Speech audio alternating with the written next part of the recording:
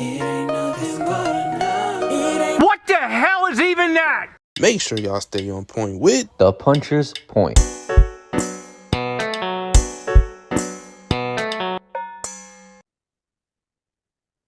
All right, guys, let's get this out the way. All right. We don't want to talk about this fight, but clearly, for some odd reason, this might be the biggest fight in boxing right now. I don't know how. I don't know why. Okay. Nobody wants to see it. This might be the most disgraceful fight in boxing. Nonetheless, Jake Paul versus Iron Mike Tyson. If you asked me, actually, no. If you told me that Jake Paul was going to fight Mike Tyson 5 years ago, and you were to tell me that Jake Paul is the favorite, I would have slapped you in your dang face. Because ain't no way that I'm in 2024 and this fight's about to happen. Okay? And we were hoping, that this fight would get called off. This fight wasn't actually going to happen. We're a week away, and it seems like it's going to happen. All right? Now, this is going to be a good card. Obviously, Katie Taylor versus Amanda Serrano 2 is going to be the co-main event. We did a prediction episode on that. If y'all haven't seen it, go check it out. Great episode. We got Mario Barrios on this card as well. I mean, we got some good fighters on this card, man. You know what I'm saying? Overall, we got some good fights on these cards. We got 2 title fights, and then we have to top it off with this trash-ass main event. But nevertheless, man, it's every day, bro. All right, it's every day, man. I mean, every single day, it seems like there's something with this guy. But you know what? We're going to get straight to Jake Paul. All right, Breezy, give me your strengths and give me your weaknesses for the problem child, Jake Paul. Like the crack-headed child. But look, anywho, the strengths. One thing I say, and look, as much as this pains me to say, as much as it pains the Puncher's Point to say, but look, all jokes aside though, to be fairly honest, Jake Paul has been in the gym consistently putting in work, okay? All jokes aside. One of his strengths is that how he bounces on his toes, which I don't think a lot of people realize. Him bouncing on his toes actually gives him a lot of leverage on his punches. Y'all go look back at the Andre August knockout. The fact that he was when he was bouncing on his toes and he came in with the uppercut, even though people be like, well, he was bouncing yet, but him coming back down and putting his hip and extending his arm into that uppercut, which caused the knockout like that. So he's really good on his toes. Another thing too is Jake Paul's jab has been improving. I know y'all seen the Platinum Mike Perry fight, even though Mike Perry is approximately 5'3" and is basically a UFC version of a welterweight. We're not gonna talk about that though. But he does have a jab that it's nice for what it is, and I think it's got him a long way too, especially with starting off in fights. Sometimes Jake Paul can start off fast. Sometimes he can come in there aggressively too, and one of his most powerful weapons that just seems to just put everybody to sleep, including Nate Robinson. Damn it, Nate. The overhand right. Yes, y'all, the overhand right. The one that so dearly crushed all of our souls when we saw our dear brother, Nate Robinson, hit the canvas. Love you, Nate. So yes, his overhand right, one of the strongest, powerful hands that he has. And I think that's one of his biggest strengths. Now, weakness. His weakness is this, right? I think sometimes Jake Paul, you know how we talked about Inoue and Errol Spence' way of going to the body? Like, sometimes Jake Paul, he gets too comfortable with that long reach, and he throws it. And when he throws it, he leaves it open. Now, why is that a problem for this fight? Well, even though you're in there with an old-ass Mike Tyson, you're in there with a Mike Tyson, okay? Now, obviously, somebody like Platinum Mike Perry wasn't going to be able to really do much with him like that, even though you can see that there's still flaws there with Jake Paul, because it's like those guys do not have enough power to really do anything to Jake Paul. So what happens when somebody with some power can exploit those weaknesses? Him going to the body, leaving his face open. Or how about sometimes when he does throw his punches too, he does tend to leave his chin open too. You know, for what he's gotten far with, he's good for as far as he's gotten.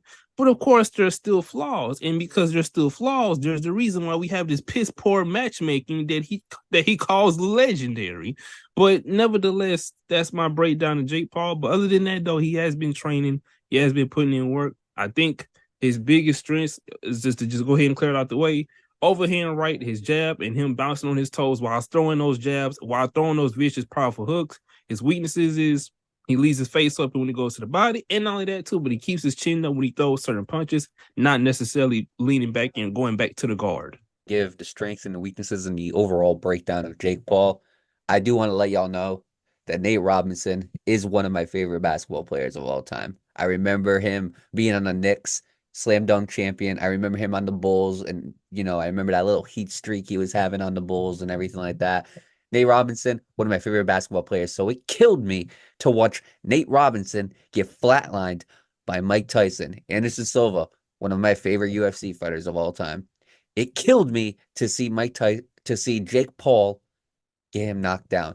Okay? Overall, he did that to Nate Robinson. He did that to Anderson Silva. He did that to Tyron Woodley. He did it to Nate Diaz. He did it to Ben Askren. Okay? You want to know what a lot of those guys have in common? They're all way past their prime for any sport. All right, that's the one thing they have in common. So what does he do? He decides to fight Tommy Fury. Tommy Fury, who is a pro boxer, but I wouldn't even consider him a pro boxer. He went in there and he outclassed Jake Paul. I'm going to call it what it is. He outclassed him. And then he started fighting Andre August, and he started fighting Ryan Borland.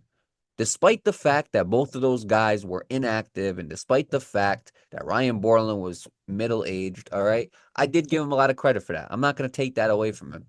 I felt like that was a good route for him. Fight those guys who are real professional boxers. And he did good. And then we get Mike Perry. I mean, I didn't know what people expected. There were people saying that, oh, this is going to be a dangerous fight for Jake. No, it ain't. What are y'all talking about? All right.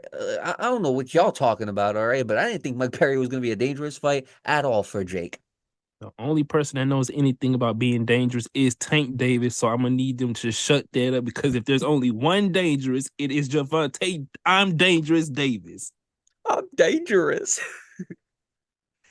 Now, but let's get straight into the breakdown of Jake Paul, okay? The one thing I like about Jake Paul, he's got a good overhand right. That overhand right seems to be the killer punch right there.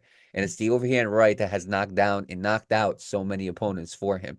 And what I also like about him, you mentioned it, he's improved on his jab. That jab, it's a very good jab, you know what I'm saying? It's even caused some trouble for some other fighters as well.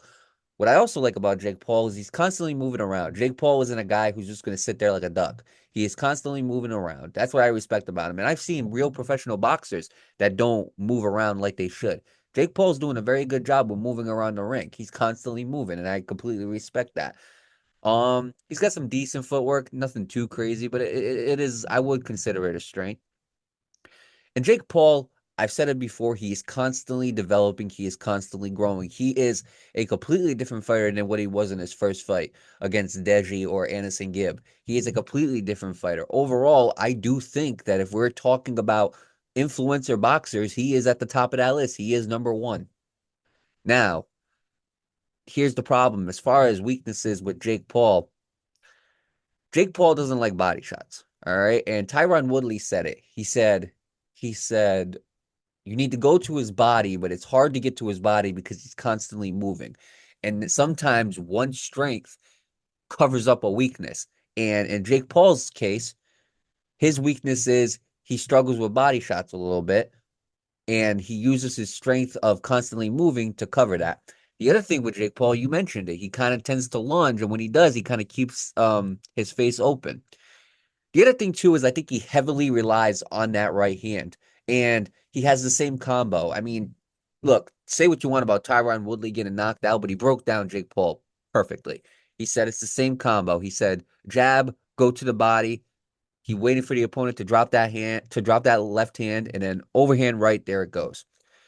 Jake Paul, I don't think he's starting to do it a little bit more, but he's not there yet. I don't think Jake Paul is that great with putting combos together. I'm gonna be honest. I haven't really seen it. I've seen him try to, use that same 3-punch combination and then basically try to set up that overhand right. But that's all I've seen. I haven't seen him try to set up that overhand right either way. And in some fights, it seems like he's not even throwing combinations. It just seems like Jake Paul is just trying to land a one-punch knockout, which could work against guys who are MMA fighters who don't have the fundamentals of boxing down to a T. But say what you want about Mike Tyson being 60 years old, but he does have those fundamentals. He still does have some pop in his punches. And overall, he still is Mike Tyson, okay? I mean, look, I'm going to say it right now. The Roy Jones Jr. fight with Mike Tyson was not that great. I'm going to say it right now. However, the one thing I can say about Mike Tyson is he displayed those fundamentals that he's had his entire career. He never lost them. So in a fight like this, I think that Jake Paul is going to have to learn some new combinations to beat Mike Tyson. I don't think he can keep on doing the same 3-punch combinations that he's been doing. I think he's going to have to learn a little bit of combinations. Also, Jake Paul doesn't go to the body a lot either. That's the thing. He doesn't really do well with body shots, and he doesn't go to the body as well either. The other thing about Jake Paul is Tom Fury put a lot of pressure on him, and that pressure really overwhelmed him, in my opinion. And that's how Jake Paul lost that fight. And last but not least, Jake Paul, when he lunges, he leaves the opportunity right there for you to counterpunch him. I mean, Tommy Fury, that's how he beat him. He pressured him, and then he didn't get overzealous, he didn't get overconfident, he didn't get over aggressive. He would pressure him, and then when Jake Paul would try to pressure him back, Jake Paul would lunge and he would counterpunch him. And usually it's that overhand, and usually it's the right hand that usually clips Jake Paul. I will say that. But overall, I mean, if we're going to talk about Jake Paul, I do got to give him the respect in the sense of he's constantly developing, he is constantly growing. We said it, some of these influencers, they make all this money and then they spend it on girls that don't care about them. They spend it on drugs. They spend it on the most useless things ever. You know what I'm saying? He could have just continued being the Teen 10 Jake Paul, keep on making stupid raps like it's every day, bro. And he could have just, continued to be a toxic YouTuber. What instead he'd try to do, he was like, you know what? I really do like boxing and I want to pursue it and I want to get better at it. And I do got all the respect in the world for that. The thing we don't have respect for is when you say, I want to become a world champion, you need to take the steps to become a world champion. We've said it in almost every episode regarding Jake Paul. That is where we have a problem with him. And you're disrespecting the sport when you say that, and then you're going up against these retired MMA fighters. You're disrespecting the sport when you say that, and you're going up against 60-year-old Mike Tyson. But overall, I mean, he is getting better. He is developing. You know what I'm saying? And I can honestly say, look, this might piss off a lot of people, but say what you want. But Jake Paul is a pro boxer. Am I going to say he's a top pro boxer? Hell no. But let me tell you what I will say. He is a pro boxer, and you got to accept it. I'm sorry, but a lot of y'all are going to have to accept that. You don't got to think he's good. You don't got to think he's amazing. Again, he's not a top cruiserweight. He's not a top heavyweight. He ain't any of that. But he is a pro boxer, and he is constantly getting better. And I don't think that's something that anybody can refuse. So overall, that would be my breakdown on Jake Paul. Now, let's get to the man, the myth, the legend himself, Mike Tyson. Now, here's the thing, okay? His last fight was against Roy Jones Jr. a few years ago. Actually, when he did that fight, I was a sophomore in college. I'm a year out of college now. So it's been some time since Mike Tyson has been in that ring. But overall, he's in some great shape. So here's the question, Breezy. The strengths, the weaknesses, the breakdown, and what should we expect out of this Mike Tyson? And by the way, for those out there who are slow, I'm breaking down this version of Mike Tyson, not the one that y'all are expecting to show up. Okay, let's just go ahead and get that disclaimer out the way before y'all start crying in the damn chat. Now that that's out the way, breakdown, strengths. Okay, so this version of Mike Tyson, he still got fast hands. He still got some crazy pop on those punches. When he hit those pads, it sounded like gunshots, okay? When he hit those pads, it's almost like a shell of Mike never really left. It's like Mike Tyson never really left Mike Tyson. It seemed like the only difference is he just shaved his head and put a tattoo on his face. So it's not like really anything changed. I mean, he still can move on his feet to an extent. He still got that head movement. And those are all his strengths. The head movement, the speed on his hands, the power, the punches, the the pressure, the mental pressure, the physical pressure, the ability to go to your body and come up with all kinds of shots and just break you down. Weakness. He's old as hell. Weakness. He already had a situation where he had a flare up on the plane. Weakness. It wasn't even that long ago. The man was in a damn wheelchair. Weakness. The man was just with a cane not that long ago. So what I'm trying to say is, look, while I can sit right here and list all these strengths, which I just did, the thing about it is we don't really necessarily know how is he going to take those punches. If y'all, I'm gonna ask y'all this question. Go back and watch Mike Tyson versus Roy Jones, and then ask yourself: do you think that Mike Tyson that fought Roy Jones is going to be able to do anything with a crackhead, fat, juiced up Jake Paul? Ask yourself that question, and then come back to this episode, and then come back to the chat, and then comment it in the chat. Now, look, there's exceptions to that. 8 rounds. There's this size of gloves. Now he's trying to make it to where it goes on a professional record. So I hope y'all understand. If Mike Tyson hypothetically gets knocked out, that goes on his record. And it's going to, and look, I can't believe I'm even saying this shit. Look, if Mike Tyson gets knocked out, do y'all not know this? That's going to break the hearts of boxing fans. Jake Paul literally might get jumped out of that after that fight. I'm not saying we're going to be the one doing it. I'm just saying somebody may be crazy enough to jump Jake Paul because Mike Tyson's like the grandfather of the boxing, but that's neither here nor there. What I'm saying is that, look, it's strategic picking. It's an old man, and he's trying to use the scapegoat. Well, hey, he was once great. Yeah, he was once great when me and Mario was in the womb. He was not even that. He was great when we wasn't even thought of. Okay? So, no. So the strength is, of course, his head movement. Of course, his power. Of course, he does still have some kind of speed. Of course, he's still able to go to your body and whatnot. But that's still training, though. That's just still in the past. Those pads can't hit back. And then if you do go look back at the Roy Jones fight, those punches wasn't, when he throws those punches on the mitts and the pads, it look like it's out of this world. But when you go look at the Roy Jones fight, it's like you get reminded he is still a human. He is still a man, and Father Time is always undefeated. Go ask fighters that retired in boxer. Go ask fighters that retired in MMA. Father Time is always undefeated. The only time Father Time does not apply to you when it comes to a combat sport is if your name is like Roy Jones. Excuse me. Pause. Okay. Pause. Is if your name is John Jones. That's it. All right. Honestly. Oh, or does it? Because he got a fight coming up. Or does it? That's a different topic for a different time. We might cover that. You never know. You're going to have to stay in touch with the Puncher's Point to find out. Overall, let's get to Mike Tyson, all right? I'm going to be honest. The fundamentals never left. That peekaboo style, it's still dangerous. You know what I'm saying? I mean, shout out to the great Customato, the late great Customato. That peekaboo style is something else. You know what I'm saying? And I mean, it is the style that Mike Tyson adapted, and it is technically his style. But Customato taught that to him.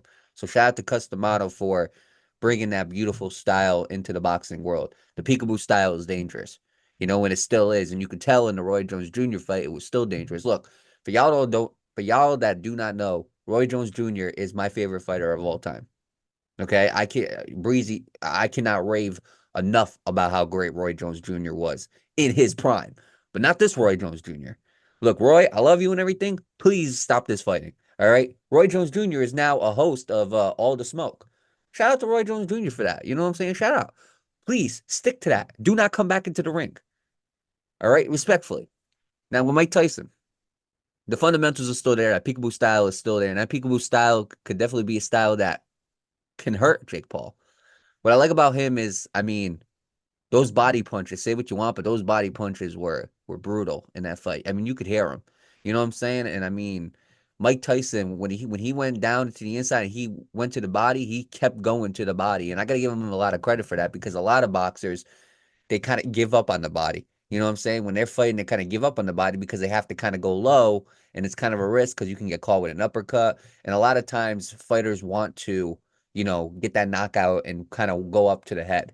So shout out to Mike Tyson for constantly sticking to the body for those 8 rounds. Another thing about Mike Tyson is, I mean, those power punches, they're going to keep coming. And I mean, his jab was basically leading himself inside as well. Mike Tyson still has the fundamentals and the IQ. And I'm not going to lie to you, he still is a good boxer. The problem is, Breezy mentioned it. He is 60 years old. All right. Which means even though he's got speed, even though he's got power, even though he's got some footwork, even though he can do all these things, he doesn't have the same power that he did when he was 20 years old. He doesn't have the same speed that he did when he was 20 years old. Here's one thing I will disagree with Breezy on. I don't think his head movement is there no more. See, go back. See, what I had to do preparing to give this breakdown with Mike Tyson, I had to watch him against Roy Jones, and I had to watch the 20-year-old Mike Tyson and see what was still there and what wasn't. And here's what I learned. The head movement from Mike Tyson when he was 20 years old is almost it's there to set up the peekaboo style. But the difference is 20-year-old Mike Tyson, he saw those punches coming and he would slip him. This Mike Tyson, he's not seeing the punches and slipping. What he's doing, he's just moving his head to get into the inside. Former Mike Tyson would wait to see what punch his opponent is throwing, slip it, and then come up top and clip him. That is the difference. The head movement is not as effective as it was when Mike Tyson is 20 years old. And I don't think it is really that effective now. And yeah, and that's why I had made the point where it's like say certain things he does just on the mitts that hadn't applied in the ring. That's why yeah. Fair point. Fair point.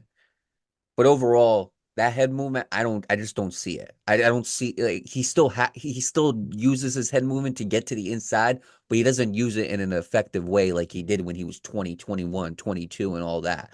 Now, the other thing about Mike Tyson, when I was watching the Roy Jones Jr. fight, they say you can't teach an old dog new tricks.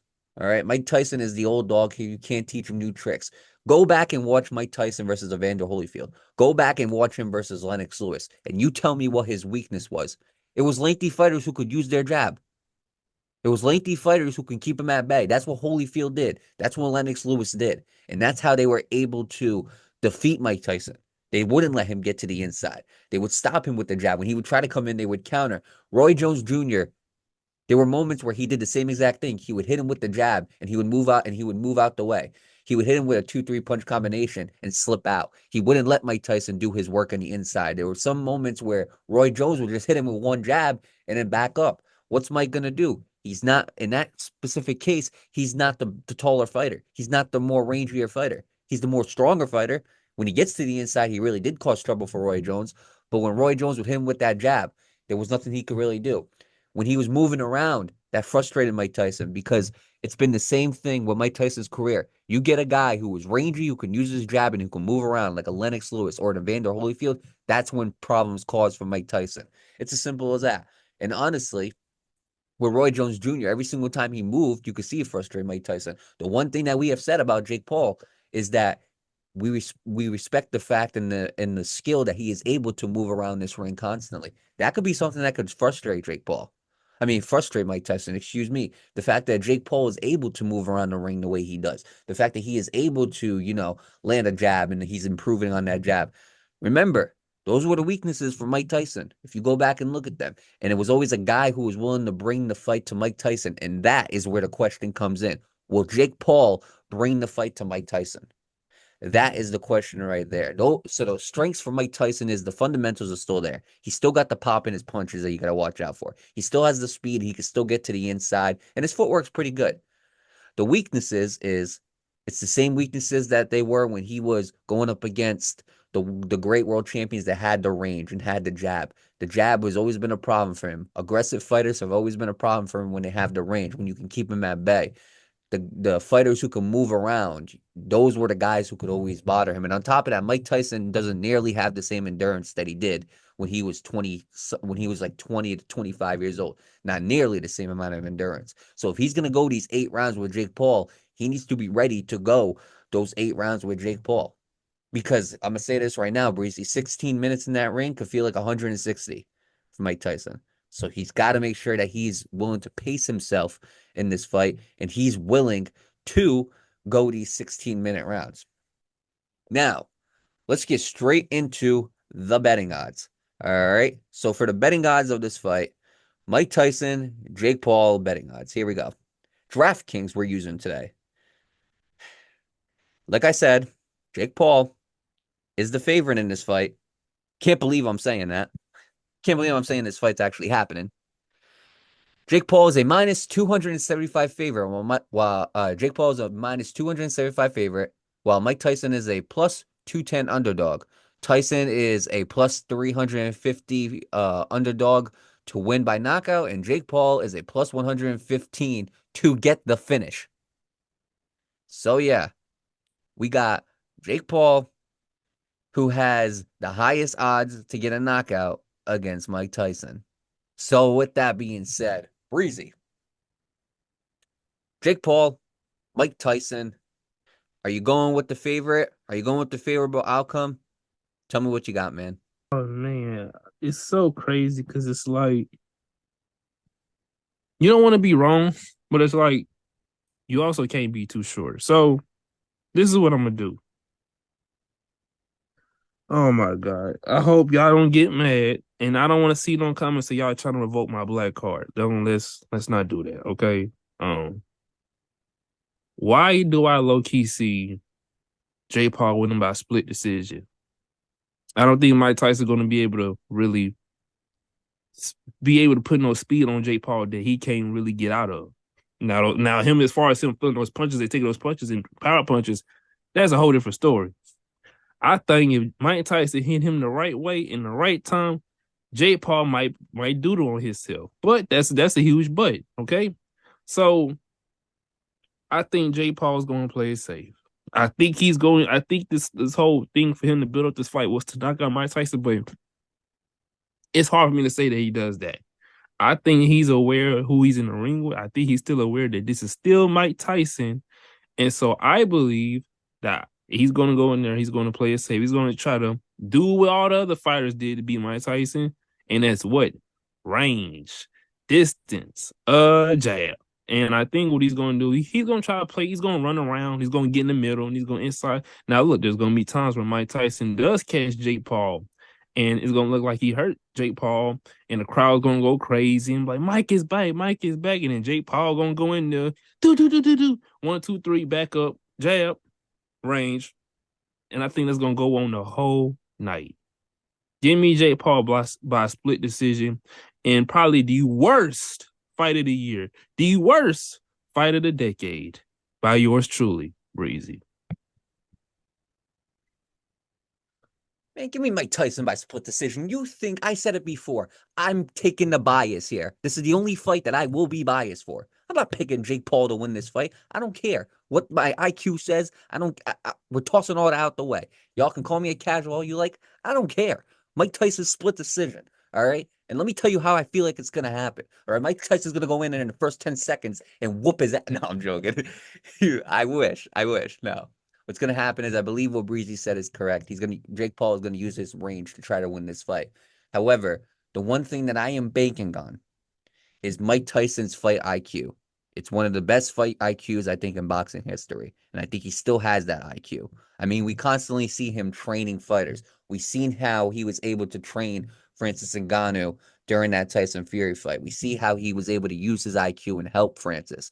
I mean, his IQ is there. The boxing IQ has always been there and it will never leave. So the fundamentals are still there. You know, he is in great shape. I'm banking that his IQ is going to help him go through this fight. I could see there would be times where Jake Paul would use his range to kind of try to keep Mike Tyson at bay. But I could also see Mike Tyson going into that inside and working that body like no one else could. I could also see Mike Tyson going in there and hitting him with some power that Jake Paul has not felt. And overall, I do feel like Jake Paul is going to have the bigger punch output, but I think Mike Tyson is going to have the bigger moments. And I think when it goes to the scorecards, could it be split decision, Jake Paul? Yes. Am I going to pick that? No. I'm going to go Mike Tyson split decision. This is the only fight that I don't care about. That if it goes that, I don't care about. This is the only fight where I'm not going to trust all the intelligence that I have for boxing. This is the only fight where I'm not going to go with the tips that I just gave or the breakdowns or anything like that. I'm going to go Mike Tyson, split decision. That's the way it's going to be. And you know what? November 15th, y'all are going to have to figure out what happens. We are going to have to figure out what happens. We got Jake Paul versus Mike Tyson featuring Katie Taylor versus Amanda Serrano 2. November 15th, AT&T Stadium in Dallas, Texas. Is it on DAZN? No. Is it on Top Rank? No. Is it on Premier Boxing Champions? No. Boxer? No. Golden Boy? None of that. You want to know where it's on? Netflix. Freaking Netflix. I was just watching Outer Banks not too long ago. Now I got to go back on Netflix and watch this dog water fight. So, you know, enough of this. Okay, we're having a boxing fight on Netflix before GTA 6. It's absolutely wild. All right. Breezy, do you have any final thoughts you would like to give before we wrap this episode up for good? Two couples got something to watch when you Netflix and chill. The end. Can't believe that this fight is one of the biggest fights in boxing.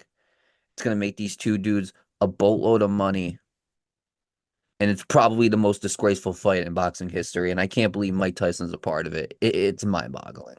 Well, one of them is going to be a buttload of extra curling products to put in his hair, a whole bunch of trashless streetwear clothes, and for the other one's going to be a whole ton of weed. So there you go. They both going to get the happy bargain on the fight at the end. They both have a buttload of money. They're going to spend it on something they love to spend it on. We know. Then I love you. All right. And Mike Tyson is one of the most lovable fighters today, I guess you could say. But Mike, if you knock out Jake Paul, you might be the greatest hero in boxing history.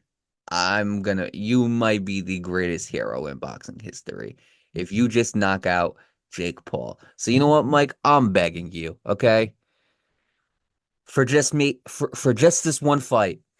Just this one fight. Okay, and hopefully there is no rematch. I better not see a freaking rematch. Just for this one fight.